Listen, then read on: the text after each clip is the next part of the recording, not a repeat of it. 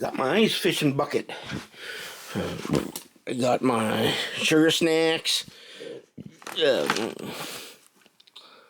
what's down there?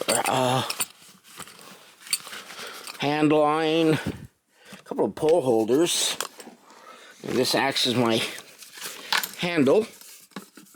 Once I get it around that bungee cord that it's hung up on, yeah, that's my handle. A couple of carabiners on it, bobbers, another couple of pole holders, baits, and hooks, and all the rest of that stuff. Yeah, I think I'm set. One of those fishy grippy lipper thingies with a measuring tape on it. So I broke out my life vests.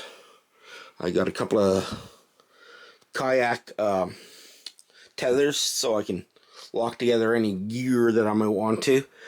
And I've been busy with my 3D printer, so these are all for 9mm. I just gotta print off one more. I think it's about an hour-long print, and then put them all together. I've got my 22 caliber one. This is for long rifle, but it'll fit practically anything. This is for 45.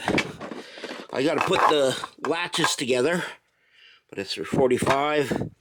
I've got this type of box for the 40 Smith & Wesson, which also fits my 357 SIG. So it does dual purpose. I'll have to use two colors to signify the difference. 223. This is a box for 50 rounds of 223. This box here is for 50 rounds of 7.62 by 39 or 6.5 Grendel. And this one can be stacked similar to this, where they'll lock together. And yeah, so 338 Lapua mag. I just got to get myself one for 308 and I'll be set. Anyway, like, subscribe, and comment.